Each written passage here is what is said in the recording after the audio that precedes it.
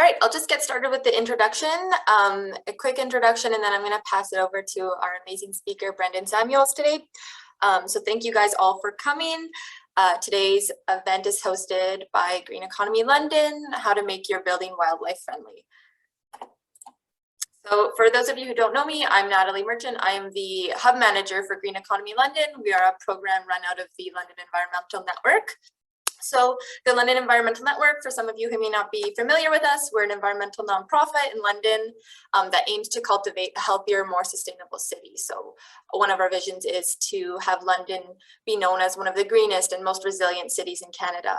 And our mission is to help build participation, collaboration, and capacity in our community to co-create the positive environmental change that we need. We offer a variety of different programs within this network, and one of them that we're going to highlight a little bit more today is Green Economy London, who is hosting this event today, but we do have a variety of other programs, and if you're interested in learning more about those programs, check out our website at londonenvironmentalnetwork.com to kind of learn more about what those programs and events are. These are our current sponsors and partners that help make events like this possible, so thank you to all of their contribution and our support.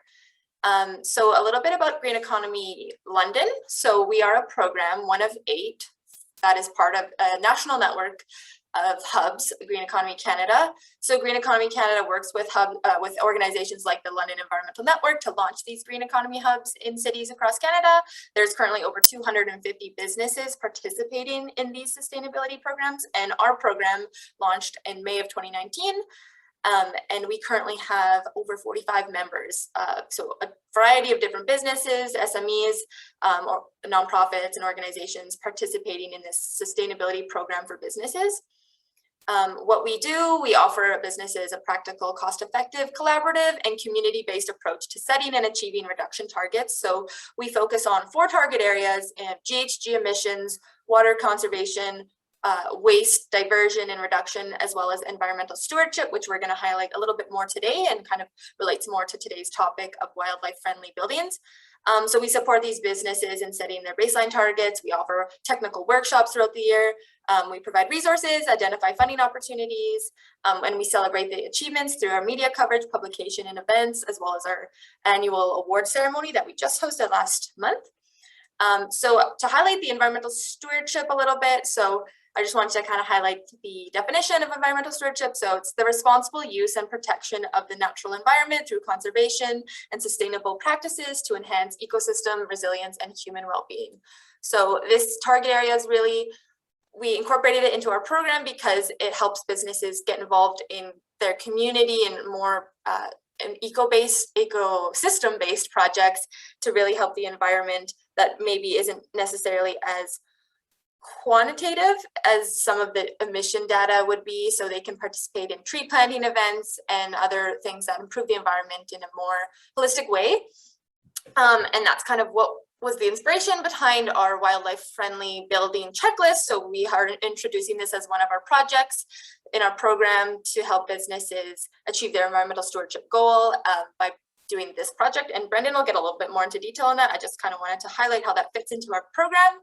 So if you want to stay connected to our program, you can find us at any of these links and spots here. And as well, if you have any questions for me, feel free to email me, natalie@londonenvironment.net, if you want to learn more about Green Economy London, or you can check out our website, and we do have some more information on there as well. So without ado, I'm just going to give a quick intro to our amazing speaker, Brendon Samuels. So he is currently a PhD candidate in the Department of Biology at Western University. He's also the coordinator for the London Bird Team. Brendon carries out environmental monitoring around buildings in London as part of his doctoral research. Brendon's also consulted with numerous property owners in London about mitigating conflicts between buildings and wildlife. And in his free time, Brendon volunteers for a lot of organizations in London's environmental sector. He was also our community voted sustainability champion for the Green Leader Awards of 2021. So he's been doing some incredible work in London. So I'm really excited to introduce him and have him here to talk more about wildlife friendly practices and how we can make our buildings a little bit more better for the environment. So I'm going to pass it over to Brendon now. So I'm going to stop sharing. Hi, everybody. Thank you for coming today. You can all hear me okay? Can I get a thumbs up? Great. Okay. So I'm just going to share my screen and then we will get started. Thank you for that introduction. So today I'm going to be talking about this new program I'm really excited to be working on with Green Economy London to really advance wildlife-friendly buildings in London. I see a lot of opportunities in this space for growth. We talk about sustainability, and that really tends to focus more on the built environment, things like reducing our carbon emissions, how we move people. But that ecological piece, the natural world as it exists around our properties and on our properties, is something that I think needs to be factored into conversations about sustainability. So with that, we're going to get started. I want to start with a land acknowledgement, but I want to think about this as kind of an application, an applied land acknowledgement. We know that the City of London is located on the traditional lands of the Anishinaabe, the Haudenosaunee, Lenapehouk, and the Chungnaton nations on lands connected with the London Township and Sombre Treaties of 1796 and the Dish with One Spoon Covenant Wampum. We've all heard this before, and it is important, but how do we actually use a land acknowledgement to advance work on the issues? I think that in talking about buildings in London and the people who construct them and the people who use the buildings, we need to honor these longstanding relationships that people have had with this land for a really long time.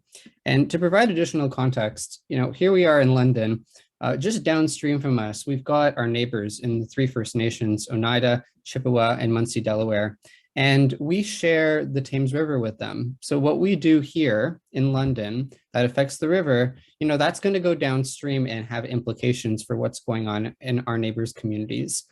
And in thinking about our relationships with the land, this is not just about people. This is also about all of the creatures that live on the land, the wildlife that we're going to be talking about today. So here are pictures of some species that are native to our region.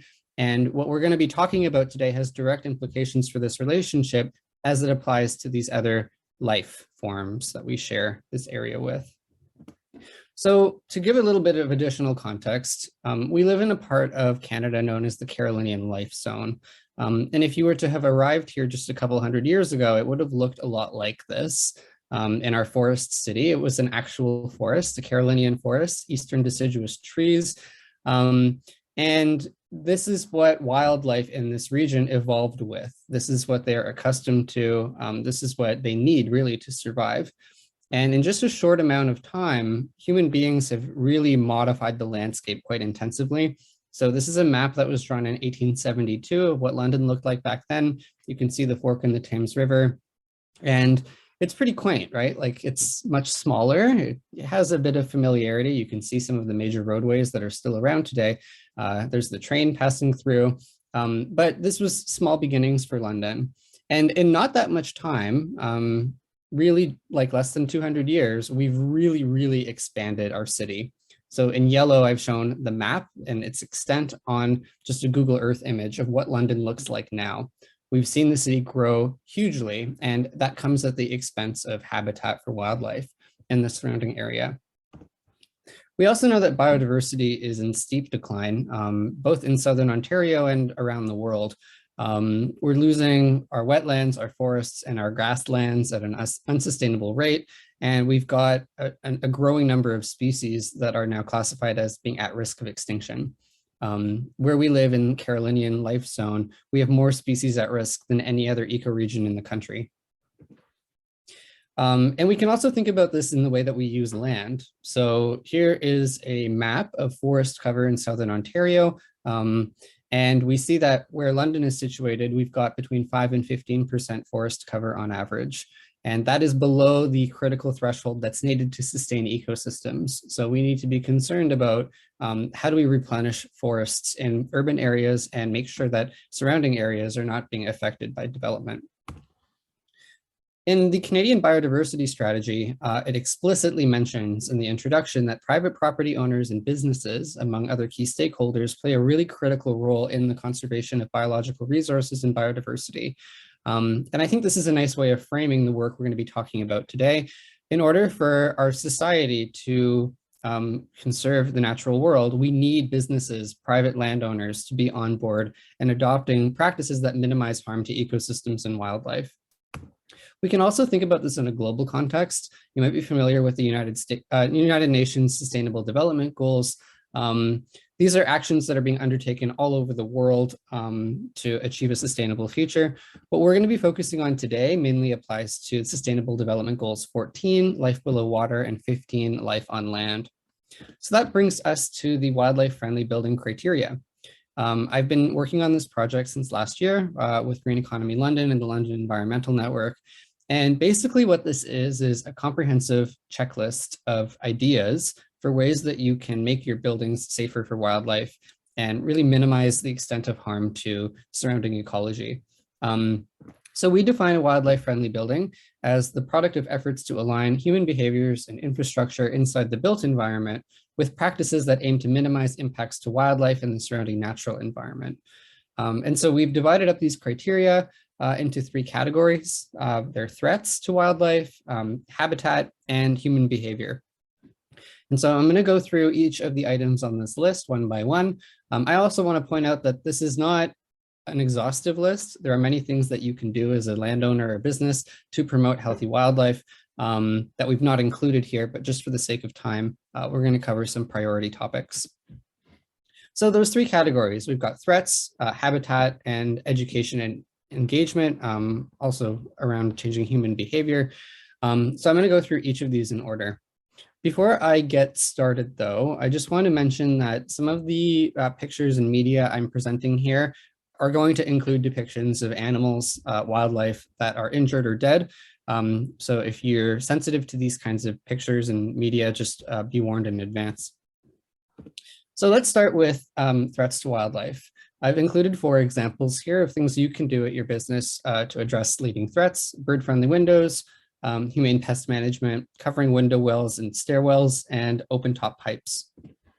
So bird-window collisions is what I study for my PhD. We know by and large why birds collide with windows. It tends to be because they mistake reflections on the glass for extensions of open space or habitat. If you think about it, really an animal would never encounter something like a vertical mirror outside in the natural world. This is a new thing that people have put there, and the sensory abilities of wildlife, including birds, are really not equipped to process that kind of information when they're flying really fast through a built environment. And so a misconception people have about birds flying into windows on buildings is that it tends to be concentrated at big skyscrapers like One London Place. And London has a few of these, not a whole lot, but this is actually a very small fraction of the problem. In a 2013 study, they estimated that collisions with high-rise buildings really only constitutes a tiny portion of collision mortality in Canada. It's actually at low-rise buildings and homes where most birds are flying into windows. And if you think about that, it makes sense because there's way more low-rise buildings and homes on the landscape. And if birds are colliding with reflections, they're probably going to be hitting windows up to the 4th story where you have trees nearby. So a bird is hanging out in a tree during the daytime and it sees a reflection of that tree. So again, this speaks to the importance of businesses treating their windows, because it's not just the high-rise buildings, it's industrial and commercial buildings as well. I also want to address some common misconceptions about window treatments that are not effective for preventing window collisions. So products that use ultraviolet-based pigment or ink, there's very little evidence that those are effective. I would avoid those. Putting out a decoy, most wildlife will just learn that that's a piece of plastic and they will avoid it. Closing your curtains will not dampen the reflection on the outside of the glass, as you can see in the picture. And if you just place individual stickers on the glass, like I've shown in this example, birds will just fly around the stickers and hit an untreated part of the window. What really is important is for treating a window, you want to achieve these best practices that are backed up by science. So you want to apply visual markers on the glass on the exterior surface so that it breaks up the reflection. You want markers to cover the entire window surface edge to edge, not leaving gaps any wider than 2 inches so that a bird can't try and squeeze through it. And you want to provide markers that have a decent amount of visual contrast against the background. So if you're talking about a window that looks dark, you want to put light colored markers on it and vice versa. There's quite a lot of flexibility in what you can do to make your window bird friendly. The top left is actually the window I'm sitting in front of right now. It's my backyard. And I've applied a product called Feather Friendly DIY tape. You can do this by hand. It costs about 10 to 15 bucks. Super easy. This project took me maybe like 30 to 40 minutes. But that's just one available tool. It doesn't have to be dots. You can install lines in any direction. Many businesses might be interested in putting like a mural on your front window and using it as a canvas. And so you can use oil-based markers and paint to add really nice aesthetic features to the glass. If you don't want to modify the window itself, you can also use a curtain of cord spaced 2 to 4 inches apart. So in the bottom right corner, you see there's this fixture at the top and then pieces of cord dangling from it. That again creates that visual signal to birds that, hey, this is a solid object I can't fly through, but you're not actually putting anything on the glass. So this is one of the criteria in the checklist. It's worth a total of 2 points. I forgot to mention that we're hoping that businesses will achieve enough points, they'll exceed a threshold of 10 points, and then they can be classified as a wildlife friendly building. So I've estimated the cost as being low to medium, depending on how you go about treating the windows. We've included trigger requirements. So if you've got window glass that appears reflective or transparent and is especially close to habitat, so green space, and then a recommended course of action, so treating the windows. So I'm going to move on to the next item, and that is about pest management. You have probably seen these little black boxes around buildings in London. They're used indoors as well as outdoors, like shown in the picture. And these contain bait for rodents that is laced with rodenticide. There's a few different types of rodenticide that are now commercially available. And what happens is rodents will smell the bait, they'll enter the box, they'll take the bait, they'll eat it, and then they'll run away. And the problem with that is when the rodents leave those boxes and end up who knows where, their bodies are now contaminated with the poison. And so this happens all over the city, all of the time. And it's quite a big problem, not just for rodents, but for other animals, including animals that eat rodents, but also other animals that just share the environment with rodents. And so this is known as bioaccumulation, where you can have an animal like an owl, which consumes many prey items over the course of its life, potentially ingesting a lot of poison. And when that happens, you end up with really negative effects like this. This is an owl that was admitted to Salthaven, the Wildlife Rehabilitation Center in London. This is what rodenticide poisoning looks like in a raptor. And so this is happening on potentially a very big scale. We don't really have good ways of measuring it. And I want to identify another problematic pest management technique, and that's the use of sticky and glue traps. So sticky traps, if you catch a rodent, are pretty inhumane. It's a very painful way for those animals to die. They're often ripping their fur and skin off. They're starving and panicked.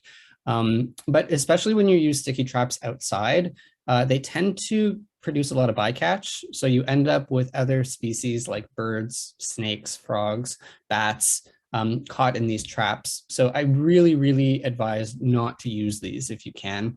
There are alternate methods that I'm going to talk about next. So if you're dealing with pests in a building, sealing points of entry so that the animals can't get inside in the first place is really useful. Making sure that you're managing things that are attracting rodents in the first place. So if you've got food, make sure that that's cleaned up and put away. You can use live traps as long as you're monitoring them often so that if an animal gets stuck inside one, it's not sitting there for too long. You can use deterrents like essential oils like peppermint and clove will keep rodents away. If you keep a cat indoors, that can also be an effective deterrent. And if you must kill the rodents, there are now more humane traps available than the traditional snap traps. Those don't tend to do the job consistently, and animals might end up injured and suffering for a long time.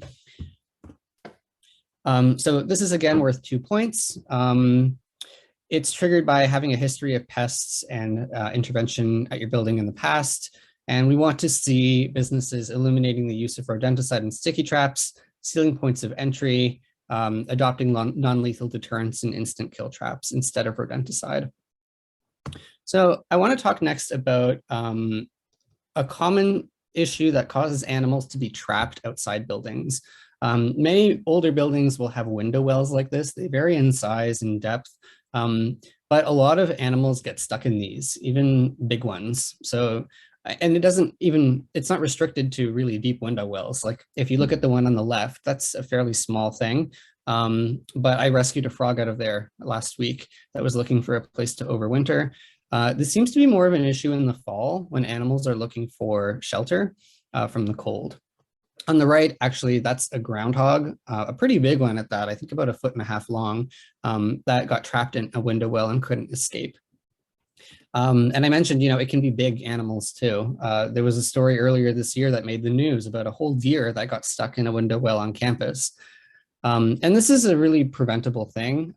There are a variety of materials you can use to cover window wells now. So if there are safety considerations, you can design ones that can be easily lifted so that you can still exit through that window. But this also helps with maintenance because you're not going to have as much leaf litter and stuff falling down there. I also want to mention stairwells as a problem for animals. Smaller animals might look for shelter at the bottom of a stairwell. This is a building on campus that I always find American toads stuck at the bottom of. This is opposite a patch of green space. And so one way to prevent this is by putting a small barrier that will prohibit animals from falling in. So for instance, you can use something like a little speed bump. It doesn't have to be tall, and just put it at the top of the stairwell or wherever the animals are falling in. If you're obstructing the stairwell in any way, just be mindful of accessibility and make sure it's really visible for people so that they're not tripping. So again, this is a really simple thing that you can do. It's one of the criteria we've included. Next, I want to talk about vertical pipes. So this is not something a lot of people think about, but many buildings and even parking lots like this one will have posts that are open at the top. And if I'm an animal, particularly something like a bird or a rodent that nests inside of a cavity, there's not a whole lot to distinguish a nest box on the left being a viable place for me to hang out from the post on the right.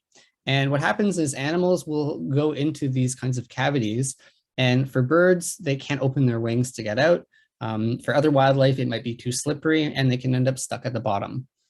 And this is a much bigger problem than people realize. In the United States, studies have been carried out and found hundreds of dead birds, reptiles, mammals. In one case, they found as many as 30 dead birds in a single pipe. Commonly caught species are flycatchers, bluebirds, woodpeckers, sparrows, even owls. And so again, this is a really preventable, simple thing to fix to prevent animals from getting stuck. Installing caps on the top with cement is a viable approach. It's very inexpensive. Even just plugging the hole with something.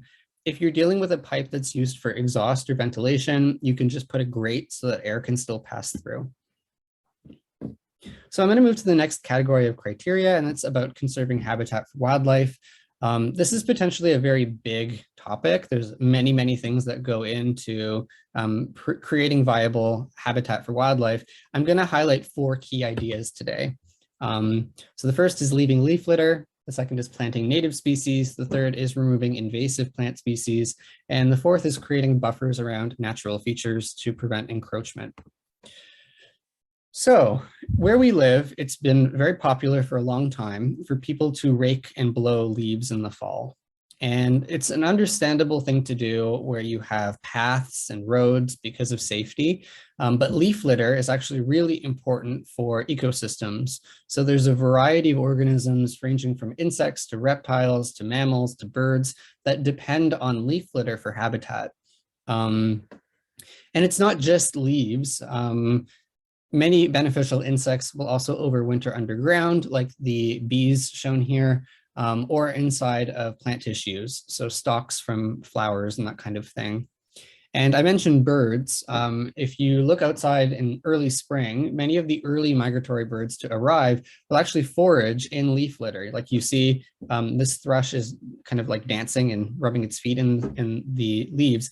What it's doing is it's stirring up insects that are still stuck under the leaf litter overwintering. And so this is a really important food source for a variety of animals. If you must rake leaves and manage your yard waste, I would recommend waiting until the beginning of May if you can. That's when the last risk of frost has passed. And so any insects that are still overwintering are likely to have woken up and no longer be dormant. So this is an easy point. It really isn't costly. We recommend just leaving leaf litter undisturbed in areas where there's soil or vegetation. You're still, of course, allowed to rake and blow leaves away from pedestrian areas and roadways. So I'm going to talk next about planting native species. We've seen this really big boom in popularity of pollinator gardens, which is wonderful. So planting species that attracts pollinators, they usually have flowers on them, and that's certainly important. I just want to highlight that for promoting wildlife, it's not just about pollinators and it's not just about flowers. There's a lot of beneficial insects that require specific host plants and native species, not for flowers, but for other tissues like leaves. So a variety of butterflies and moths, for instance, will lay their eggs on specific host plants, and then those eggs will hatch into larvae, which feed on the tissue of the plant itself. So planting native species is something we want to encourage. This is, again, a really easy point. It can be done at minimal cost. So we encourage businesses to plant at least 2 native species on the premises. Removing invasive species is another important one. We've got a lot of invasive plants in London. Here are some of the 4, like the biggest ones that I've seen: buckthorn, burdock, garlic mustard, and frag. So managing invasive species can be potentially costly. It can require a lot of time and patience. So we recommend coming up with a management plan. Simply going out and pulling stuff up one time isn't going to cut it, but really you want to develop a goal for the site and what you're going to do to remove invasive plants over time. In particular, I want to highlight common burdock in the top right. That is a pretty problematic one for wildlife because animals can actually get stuck and snared in those burrs. Many birds like goldfinches in the wintertime will go and curiously peck at them and their plumage will get stuck. And so removing those is really critical. And the management approach is going to really depend on the species itself. So yeah, removing invasive plant species is another criterion. So I mentioned also protecting natural features with a buffer. To illustrate this concept, I've got a little schematic. So picture this orange, gray circle as representing your property, containing your buildings, parking lots, roads, lights and sounds produced by people. You've got your grass lawns, pedestrian paths, everything to do with how people are using the space. And then suppose in the middle of it, you've got a natural feature. So that can be a little patch of forest or a pond or something. Ideally, for this natural feature to stay healthy, we want to discourage people from walking through it, because if there's wildlife that's nesting or you've got sensitive plants in there, you don't want that getting trampled. So we recommend putting a buffer of some kind around to encourage people not to enter that space. And so a buffer can be a dedicated perimeter, an area around the natural feature that remains naturalized and you don't put anything in there. But it can also be things like installing a sign, letting people know that this is a natural area, or potentially putting posts around to give people the impression that they're not supposed to walk through there.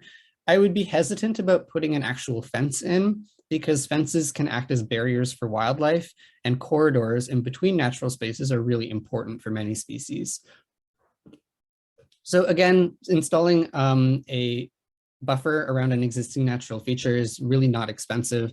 And it's done on kind of an as-needed basis, depending on the nature of the property.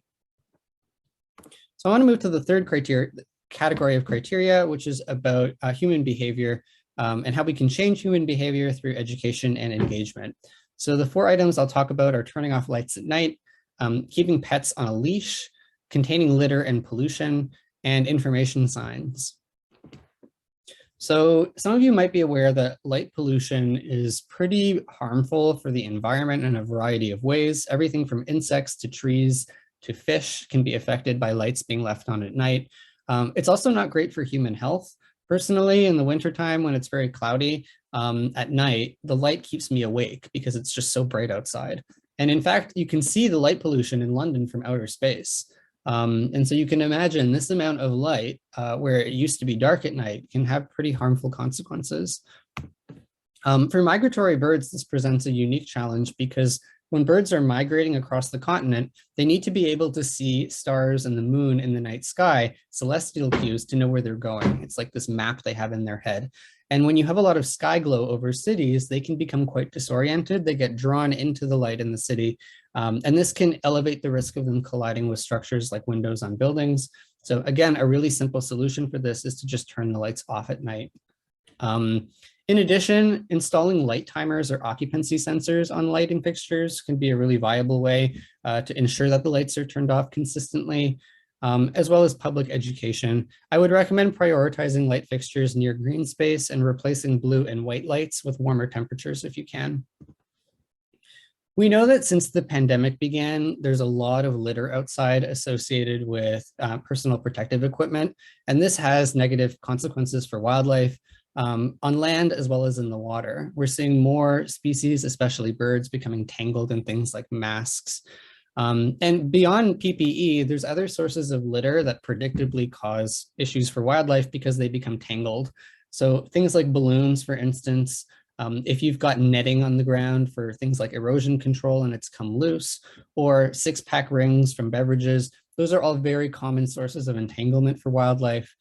And so we want to see businesses be proactive about managing litter. This can be things like placing receptacles strategically where you see a lot of trash building up, reminding people with signage and public education about putting trash away, staging a cleanup occasionally if you see trash accumulating on the premises. Again, a really straightforward thing, doesn't have to cost a lot and really improves the appearance of your grounds as well.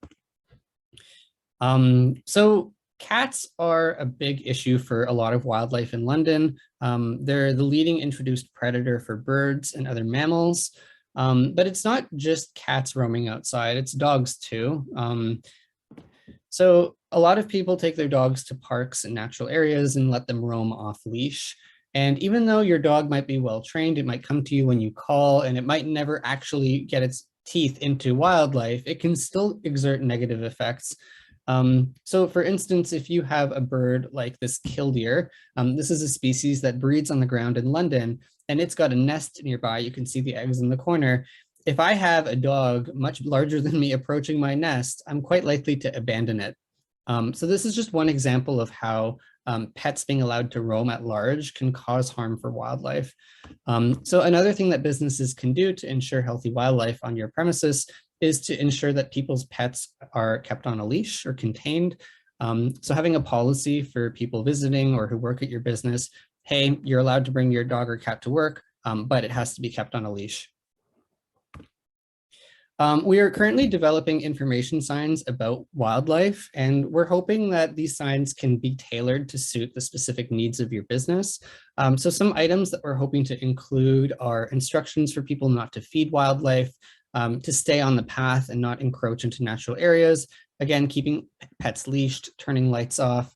If you've got bird-friendly window treatments, we'd love to draw people's attention to that, as well as information for what they should do if they encounter injured wildlife. So Salthaven is a wildlife rehabilitation center in London. And if you have issues with wildlife on your property, it's good to give people the right contact information. So we're going to be rolling out these signs, and it would be wonderful if businesses can have them posted in high traffic areas to promote that public education piece. Again, it's a really simple, inexpensive fix. So those are the criteria as we've laid them out. I want to mention that these are not prescriptive. There's other ideas surely that can be part of solutions for making your building more wildlife friendly.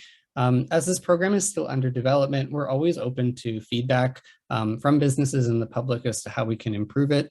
We're going to be posting these slides as well as a list of resources. So businesses who are interested in adopting these practices might wonder, where can I acquire supplies for this? Are there businesses in London that can provide services of use to us? So lots of that information will be forthcoming soon. And with that, I want to thank you all for listening, and I'm happy to take any questions. Thank you, Brendon. We do have Ashton has his hand raised. Feel free to unmute yourself, Ashton, if you would like to ask your question out loud.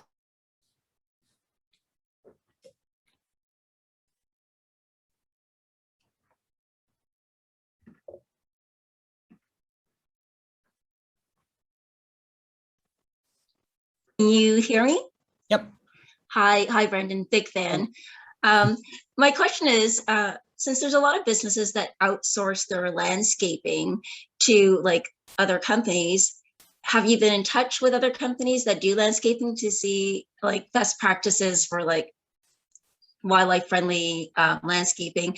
And is there also like more education for businesses to be like, we can still, I guess aesthetics is a big thing about like how it looks out to the public, but how that can still be pleasing to look at, even though we're taking these recommendations into consideration? That's a great question. Thank you. So I'll answer your first piece, which is landscaping businesses. That's a very good point. A lot of landscaping is kind of outsourced. And we've not been in direct communication with landscaping companies yet, but landscaping companies will work towards whatever goal you define as their client, right? So if you tell them, we want this area to remain naturalized, we want to use native species, they should be agreeable to working with you towards a solution. And we're going to be compiling resources about suitable species for planting and best practices. There's a variety of other components here that we didn't get to in the interest of time, but limiting applications of herbicides and that kind of thing can also be really important. Your second part of your question was about the aesthetics. And, you know, that's very subjective. We think that we can convince people that native landscaping can be aesthetically pleasing by showing them examples. And so, you know, highlighting what these species look like when they're in bloom, giving examples of native landscaping is good. There's also the practical considerations of planting native. It can really help with absorbing stormwater. It's low maintenance because it's adapted to our climate, so you have to water it less in the summertime. These are plants that will come back year after year. There are many perennial species. So yeah, there's a lot of advantages for businesses too, in addition to the aesthetics. But in our materials, we are hoping to really provide a good description and point people to other resources about native landscaping as well.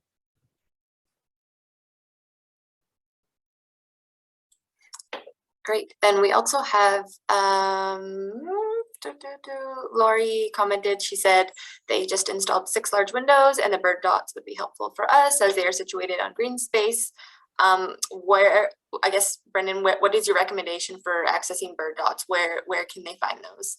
Absolutely. So if you are planning to install them yourself, you can purchase the bird dots from Feather Friendly's website. I can post a link in the chat. They're also available in retail stores in London. So Wild Birds Unlimited on Springbank Drive, Featherfield, it's a mouthful, Bird and Garden Store. They have a new location in Wortley Village, as well as one on Hyde Park, I think. And Lee Valley Tools, a hardware store on Oxford Street East, all carry Feather Friendly DIY tape. If you're looking to hire somebody to do the installation for you, it depends on the size of the windows. So there are companies that do commercial grade installations. That'll be a little bit more expensive, but more feasible for bigger windows. There's also a new company that will do smaller residential installations. I can provide you with that information as well of how to reach them if you like. Great. And then I think I can answer this one from Josh. He just said, will the list and resources be posted online for us to access? Yes, it will be. We do have a resources page on Green Economy London. So we'll be emailing all the attendees and everyone who registered for today's webinar with all this information. And then we do have a resource page on our website that we currently keep updating. So as more and more resources become available, we'll be updating it within that page as well. So you can access those as well. And we'll be sharing some social media about those resources when they go live and such like that. But you guys will kind of get that first access to it as we email them out to attendees. And we do have some more information about native species and where you can find them in there as well. So is there any other last minute questions? Ashton? Again, or is that from before? Let me just unmute you. There you go. Great. My last question, are there any efforts to like amend the building code to consider ways to build wildlife friendly buildings so that way we don't have like little frogs falling into places where they shouldn't be falling into? I'm just wondering because I feel like that's important as well. Yeah, so that's a good question. Historically, building codes at the provincial level were mostly designed for human safety considerations. As you know, getting them to change the building code for even things like accessibility can be quite difficult. And thinking about environmental issues, you know, we're dealing with unprecedented changes to the landscape because of climate change. And so there are efforts underway now to update the building codes provincially in light of climate change considerations. And I think there are plans even to amalgamate all of the provincial codes under a national building code. And so environmental considerations are part of that. As you may have heard, there's a movement to update the building code to require bird-friendly glass material to be used in new construction. There might be other opportunities in the future to make suggestions for things like open-top pipes and that sort of work. In general, though, those building codes don't include landscape features. It tends to be mainly just about the construction of buildings. But yeah, there seems to be a lot of room to improve on that. I believe most of this stuff is regulated at the municipal level through things like the site plan control bylaw. But perhaps in the future, we will see updates at a provincial or national level. Great. And I have one more here for you, Brendon. Is there anything specific that homes can do to protect attics, but still be wildlife friendly? They find that small animals like to overwinter and they access the attic. So any tips you have specifically for attics? Yeah, I have the same issue in my house. I get squirrels a lot of the time. So it goes back to a suggestion I made earlier, which is you want to mainly focus on sealing the point of entry in the first place. If you can figure out how the animals are getting in, blocking that so that they cannot come back is really important. You can use other things that can deter them from coming back. So certain smells, I mentioned clove and peppermint essential oil. They really don't like that, rodents anyway. You can use like ultrasonic sound deterrents, keeping a cat. There are humane pest control companies in London. We'll be sharing resources with information of how to contact them. So if you're really in a bind and you're not sure what to do, you can always contact them and they can give you recommendations catered to your circumstances. Great. And last question was geared towards green roofs. Are those wildlife friendly? Is that what? Yeah, so they can be. It depends on the project. It depends on a variety of factors. If you're talking about a roof on a tall building, it's not like you're going to be getting deer up there. If you're installing a green roof and it's near windows, you want to keep in mind that if you're attracting birds to natural vegetation, that's potentially going to increase the risk of them colliding with windows and other hazards. So just being mindful that as you're bringing wildlife closer to the buildings, you're elevating the risk of conflict. And so filling in those gaps that we talked about becomes even more important. But certainly, I think green roofs are an important part of climate change adaptation. They provide a lot of other beneficial effects too. So yeah, I think they can be made friendly for wildlife. Amazing. Thank you so much, Brendon. That was the last of the questions. If anyone else needs to get in contact with me, I can always get more information to you as well. So again, Natalie at londonenvironment.net, feel free to reach out to me and I can kind of connect you to the right resources, or if Brendon has some recommendations, I can also get those those to you as well. But thank you everyone for attending, and thank you, Brendon, for that amazing presentation. Again, a reminder, all this information will be sent out to you to the email that you guys registered with. And if you do have follow-up questions based on those resources, reach out to me. But yeah, thank you guys for coming. And this was great. Bye, everybody.